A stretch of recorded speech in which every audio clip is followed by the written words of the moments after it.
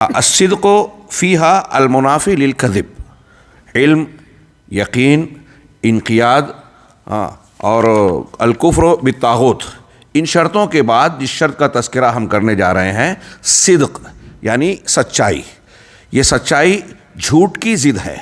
اور دوسرے لفظوں میں شیخ صالح الفوزان حفظہ اللہ کی تشریح میں صدق نفاق سے مانے ہے۔ اگر ہم لا الہ الا اللہ کلمہ توحید کو کہہ رہے ہیں اور اس سلسلے میں سچائی ہے تو گویا ہمارے اندر، ہمارے دل میں نفاق اور منافقت نہیں ہے۔ سچائی کسے کہتے ہیں؟ مراد اس سے یہ ہے کہ ہماری زبان جو بات کہہ رہی ہے دل بھی اس کا موافق ہو، دل کچھ کہے اور زبان کچھ کہے تو یہ سچائی نہیں ہے۔ اللہ رب العالمین کا ارشاد ہے الف لام میم احسب الناس ان یترکوا ان یقولوا آمنا وهم لا یفتنون۔ حروف مقطعات کے بعد کہا کہ کیا لوگ یہ سمجھتے ہیں کہ صرف ان کا زبانی دعویٰ یہ کرنا کہ ہم ایمان لے آئے، زبانی طور سے دعویٰ کیا، کہا تو بس چھوڑ دیے جائیں گے، کامیاب مانے جائیں گے اور ان کی آزمائش نہیں کی جائے گی، ان کو جانچا پرکھا نہیں جائے گا، شرائع اور احکام کے ذریعے اور مختلف امتحانات کے ذریعے ان کو یہ جانچا نہیں جائے گا کہ وہ اپنے اس قول میں سچے ہیں یا نہیں ہیں، کھرے ہیں یا نہیں ہیں۔ اللہ نے آگے فرمایا وَلَقَدْ فَتَنَّا الَّذِينَ مِن قَبْلِهِمْ، یقیناً ہم نے ان سے پہلے کے لوگوں کو آزمائشوں میں ڈالا، ان کو آزمایا، جانچا پرکھا۔ بہت بڑی بڑی آزمائش ہے، انبیاء کرام علیہم السلام کے قصے اور واقعات ہم جانتے ہیں۔ وہاں تو رفع درجات کا اور نمونے کا معاملہ بھی تھا۔ دوسرے لوگوں، کسی کو جو ہے آرے سے ایمان لانے کے پاداش میں ان کے مخالفین نے، قوم کے لوگوں نے آرے سے چیر دیا، کسی کو گردن مار دی اور مختلف اذیت ناک طریقوں سے قتل کیا اور طرح طرح کے مظالم ڈھائے۔ چنانچہ اللہ تبارک فرعون کے ذریعے سے بنی اسرائیل پر جو مظالم کے پہاڑ ٹوٹے، قرآن میں اس کا اشارہ اور حدیثوں میں اس کی کچھ تفصیل موجود ہے۔ چنانچہ اللہ تعالیٰ کہہ رہا ہے کہ یہ اللہ کی سنت ہے کہ وہ کوئی ایمان والا ہے، ایمان کا دعوے دار ہے تو اس کو آزمائش کی بھٹی میں ڈالتا ہے۔ وَلَقَدْ فَتَنَّا الَّذِينَ مِن قَبْلِهِمْ فَلَيَعْلَمَنَّ اللَّهُ الْكَاذِبِينَ، چنانچہ اللہ رب العالمین فَلَيَعْلَمَنَّ الَّذِينَ صَدَقُوا، اللہ ضرور بضرور ان کو جانے گا جو سچے ہیں۔ یہاں جانے گا اللہ تعالیٰ پہلے سے جانتا ہے۔ جاننے کا مطلب یہ ہے، اہل علم نے کہا کہ ظاہر کرے گا، اتمام حجت کرے گا کہ جس کا سچا ایمان ہے وہ معلوم ہو جائے، وہ مخفی نہ رہے۔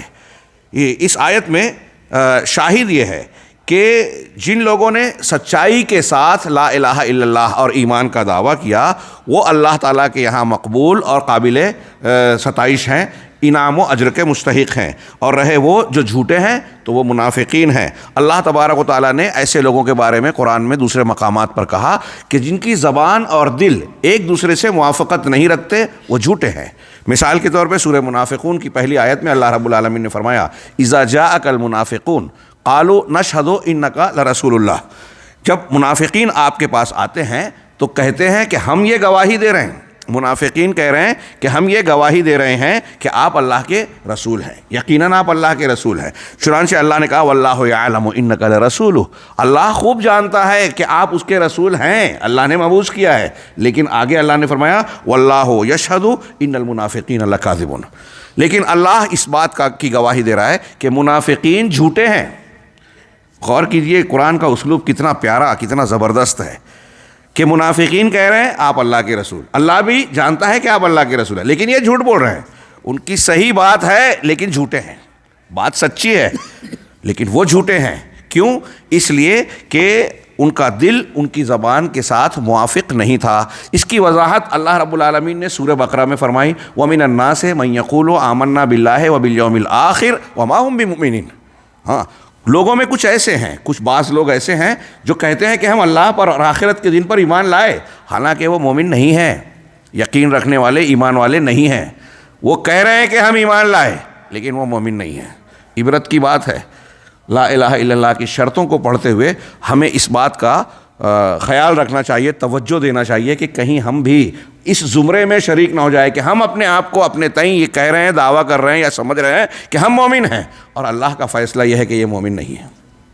یخادعون اللہ والذین آمنوا وما یخدعون الا انفسهم، یہ اللہ کو اور مومنوں کو دھوکہ دینا چاہتے ہیں حالانکہ یہ خود اپنے آپ کو دھوکہ دے رہے ہیں۔ دوسری جگہ سورہ نساء میں اللہ نے فرمایا کہ منافقین جو ہے ان المنافقین یخادعون اللہ وهو خادعهم، منافقین اللہ رب العالمین کو دھوکہ دے رہے ہیں، ہاں دھوکہ دینا چاہتے ہیں، کوشش کر رہے ہیں، اللہ تعالیٰ خود ان کے اس دھوکے کا بدلہ دے رہا ہے۔ اللہ خدا دھوکہ دینے والا ہے کا مطلب ان کے دھوکے کا جواب اور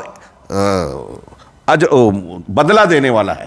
ہاں اللہ نے آگے فرمایا وَإِذَا قَامُوا إِلَى الصَّلَاةِ قَامُوا كُسَالَىٰ، یہ منافقین کی علامت بتائی گئی۔ ہاں اور سچائی اور جھوٹ کی گویا یہ ایک کا معیار ایک ہے کہ آپ اگر سچے ہیں اپنے اس قول میں، ایمان میں، لا الہ الا اللہ میں، تو آپ کا عمل کیسا ہونا چاہیے؟ منافقین جیسا نہیں کہ نماز کے لیے کھڑے ہو رہے ہیں تو بوجھل، دل نہیں ہو رہا ہے، زبردستی۔ وَإِذَا قَامُوا إِلَى الصَّلَاةِ قَامُوا كُسَالَىٰ، يُرَاءُونَ النَّاسَ، لوگوں کے لیے، لوگوں کو دکھاتے ہیں، وَلَا يَذْكُرُونَ اللَّهَ إِلَّا قَلِيلًا، اور اللہ کا ذکر بہت کم اور تھوڑا کرتے ہیں۔ منافقین کی یہ علامت بتائیے کہ اللہ کا ذکر، کیونکہ ان کے دل میں اللہ رب العالمین کی عظمت، کبریائی، ایمان، لا الہ الا اللہ کا معنی مفہوم جمع ہوا نہیں ہے، اس لیے اللہ کی محبت اور اللہ تبارک و تعالیٰ کی اطاعت کا وہ جذبہ ہے ہی نہیں، سچائی نہیں ہے تو یہ عمل بھی نہیں ہے، ذکر بہت کم کرتے ہیں۔ اس کے برخلاف اس کا مفہوم مخالف یہ ہوا کہ جو ایمان والا ہے وہ اللہ کا خوب ذکر کرتا ہے۔ چنانچہ ان آیتوں کے بعد حافظ حکمی رحمہ اللہ نے کہا کہ اسی طریقے سے اللہ کے رسول صلی اللہ علیہ وسلم نے ایک صحابی جن سے ایمان کی بنیادوں کو بیان کیا گیا اسلام کی، تو انہوں نے کہا کہ میں اس پر عمل کروں گا۔ ہاں اللہ کے نبی صلی اللہ علیہ وسلم نے فرمایا کہ افلح ان صدق، افلح ان صدق، یہ جو کہہ رہا ہے کہ میں ایمان کے تقاضوں کو پورا کروں گا اور ان چیزوں پر پورا پابندی سے عمل کروں گا تو یہ کامیاب ہو گیا، لیکن شرط کیا نبی صلی اللہ علیہ وسلم نے رکھی؟ ان صدق، اگر اس نے سچ کہا، یعنی جو کہہ رہا ہے اس کے دل میں بھی اس کا پختہ عزم و ارادہ ہے، اس کی زبان اور دل ایک دوسرے کے موافق ہیں، وہ سچائی پر مبنی ہے، تو اللہ تبارک و تعالیٰ یقیناً اس کو کامیابی سے نوازے گا، یہ سرفراز ہو گیا۔ ان نصوص کا حاصل یہ ہے کہ ایک شخص اگر لا الہ الا اللہ یا ایمان کا دعوے دار ہے تو اس کی زبان کے ساتھ اس کی دل کی موافقت ہونی لازمی ہے۔ زبان اور دل موافق نہیں ہے تو ایمان نہیں ہے۔ میں اشارہ کروں، ہمارے یہاں ایک بات آج کل مشہور ہے کہ آج کے دور میں نبی کریم صلی اللہ علیہ وسلم کے زمانے کے جس طرح کے منافقین تھے نہیں پائے جاتے، یہ صحیح نہیں ہے۔ کچھ لوگوں کا یہ خیال، نفاق عملی، جب بات کرے تو جھوٹ بولے، جھگڑا ہو تو گالی دے، وعدہ خلافی کرے، امانت دی جائے تو خیانت کرے، یہ بخاری مسلم کی روایت میں ہے کہ جس میں 4 صفات ہوگی وہ پکا منافقانہ، منافقاً خالصاً، اور جس کے اندر ایک خصلت ہے تو وہ ایک منافقت کی علامت ہوگی۔ یہ عملی نفاق ہے۔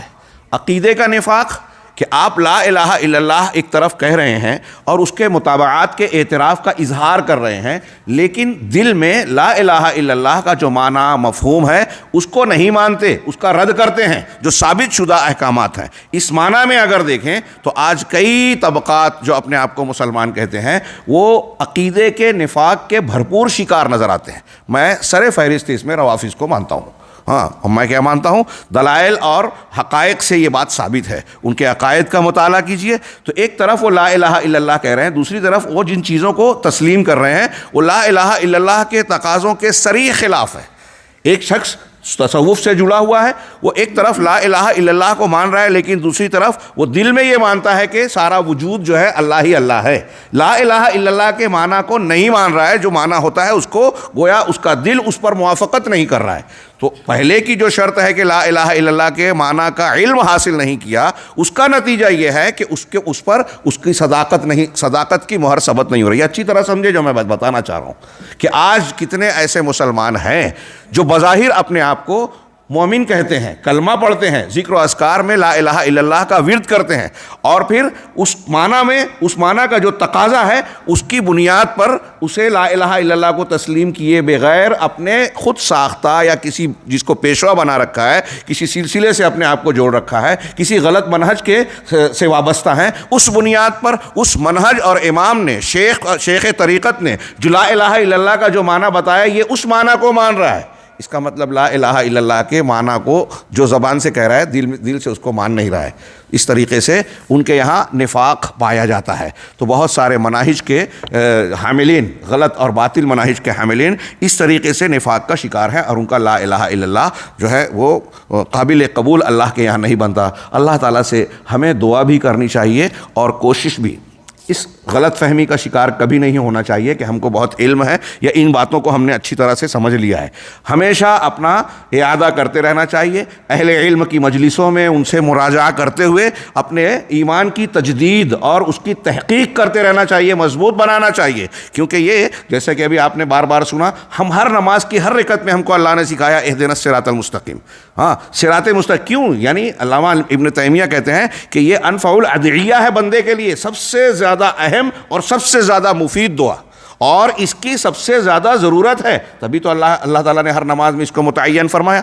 اور اس معنی کی بہت ساری دعائیں حدیثوں میں نبی کریم صلی اللہ علیہ وسلم سے مروی ہے. اللہم انی اسألک الہدی والتقی والعفاف والغنی. فتنوں سے اور شیطان کے شرور سے پناہ مانگ کر ضلالت و گمراہی سے بچاؤ کی جو دعائیں ہیں وہ بھی ہدایت پر قائم رہنے کی اللہ رب العالمین کے جناب میں التماس اور دعا ہے.